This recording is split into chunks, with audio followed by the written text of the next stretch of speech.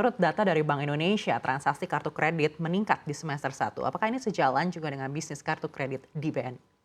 Ya, Mbak Neke, memang betul setelah pandemi berakhir, kita berasa memang di awal tahun 2023 ini menjadi titik awal pertumbuhan transaksi dari kartu kredit. Jadi kalau kita lihat memang dari secara waktu pada saat pandemi ya, pada saat pandemi itu kita sangat berasa sekali adanya penurunan transaksi bahkan sampai minus growth, minus 23.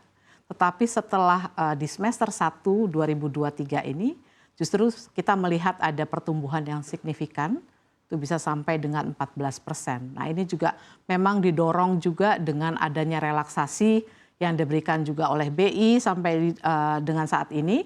Dan tentunya tadi yang disampaikan data bahwa pemegang jumlah kartu kredit di Indonesia pun sudah mulai meningkat dengan adanya pertumbuhan sampai dengan lebih dari 5%. Baik, transaksi kartu kredit BNI meningkat hingga 14% di semester 1 ini. Artinya ini sejalan juga dengan di industri perbankan seperti itu. Betul. Jadi justru kalau di BNI kita more than 20% dari sisi nominalnya. Jadi industri 14, BNI-nya itu bisa lebih dari 20%. Nah ini juga memang terlihat juga bahwa peningkatan volume transaksi ini juga berdampak pada peningkatan dari loan-nya itu sendiri yang itu bisa tumbuh sekitar 10% di BNI. Gitu Mbak Neka. Baik, sektor apa yang menjadi tulang punggung dari kenaikan 20% tersebut? Ya, sektor yang memang sangat memberikan kontribusi terbesar di kita adalah dari sektor travel related. Jadi untuk travel related itu bisa bersumber dari transaksi-transaksi yang berupa hotel, kemudian juga airlines. Tentunya kalau sudah travel related itu juga bukan hanya berbicara di domestik, tetapi juga di overseas. Nah, di overseas ini juga pertumbuhannya sangat signifikan. Jadi travel related yang bahkan ke overseas itu bisa meningkat sampai lebih dari 80%.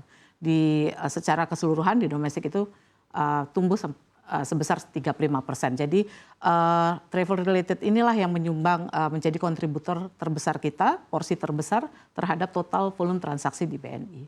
Sektor pariwisata menjadi penopang. Ini menarik karena kalau kita bandingkan dengan outstanding kredit perbankan sendiri hingga bulan Juli ini justru melambat. Apakah ada kekhawatiran dari bisnis kartu kredit mungkin terjadi perlambatan juga hingga akhir 2023 melihat outstanding kredit perbankan ini belum terlihat ada perbaikan?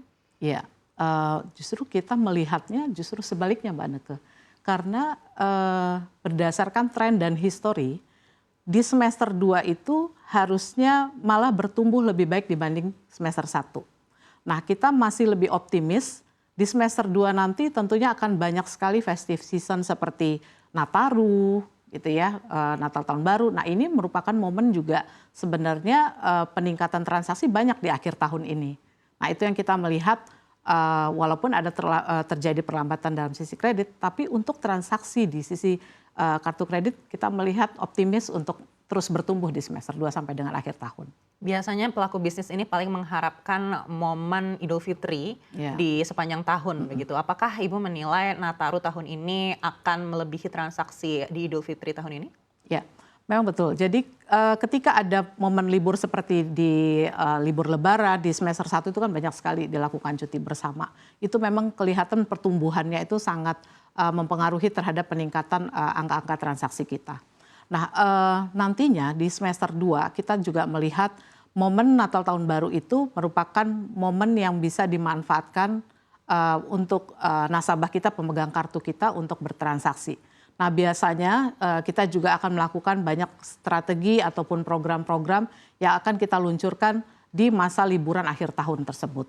Baik, pemerintah akhir-akhir ini meminta adanya WFH kembali untuk ASN. Apakah ini akan mempengaruhi bisnis kartu kredit ke depannya?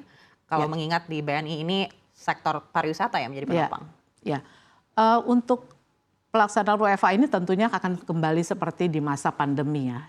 Jadi kita akan memberikan juga strategi ketika WFH itu nanti mulai kembali diberlakukan. Tentunya transaksi e-commerce itu tetap menjadi penopangnya kita. Jadi kita akan melakukan strategi untuk melakukan program-program yang sifatnya online. Jadi tidak mengganggu dari sisi mobilitas dari si pemegang kartu itu sendiri. Baik, Bu Grace, tidak hanya dari segi outstanding credit, tapi dari pertumbuhan DPK atau dana pihak ketiga ini juga mengalami perlambatan. Apakah ada kekhawatiran dari bisnis kartu kredit kalau ternyata untuk masyarakat menengah atas ini akan sedikit mengerem pengeluarannya di semester kedua ini? Ya, kalau kita lihat dari portfolionya kita, memang jumlah pemegang kartu di segmen menengah ke bawah itu mendominasi sekitar 60%. Dan segmen menengah ke atas itu 40%. Tetapi terhadap kontribusi transaksi kita itu justru kebalik Paretonya. Paretonya justru dari 40% segmen menengah itu berkontribusi kepada kita itu hampir di 65%. Nah, ini yang menjadi fokus kita. Jadi fokus untuk kita mencari atau mengakuisisi pemegang kartu itu akan kita fokuskan kepada segmen menengah ke atas. Dan ini rasanya juga akan menjadi kontributor utama kita. Mungkin itu Mbak Leka. Sektor pariwisata, sektor apa lagi yang menjadi penopang untuk bisnis kartu kredit di BNI? Ya, selain untuk travel related, kemudian untuk e-commerce transaksi, walaupun saat ini sudah dari pandemi menjadi endemi gitu ya, tapi behavior orang untuk bertransaksi online ini masih tetap ada, dan ini juga menjadi penopang untuk untuk transaksi kita di bisnis kartu. Baik, apakah ini juga diharapkan hingga akhir tahun 2023? Betul, jadi nanti biasanya di akhir tahun itu ada event yang kita sering sebut dengan Harbolnas gitu ya. Nah, ini yang kita manfaatkan juga untuk momen ini untuk kita pakai untuk mendorong transaksi. Dan tentunya juga selain e-commerce juga pastinya ada juga kebutuhan-kebutuhan untuk daily needs. Nah, ini juga tidak akan lepas karena itu akan menjadi day to day kebutuhan ya dari pemegang kartu. Nah, itu kita tetap melakukan strategi program promosi, kita lakukan tetap di sana.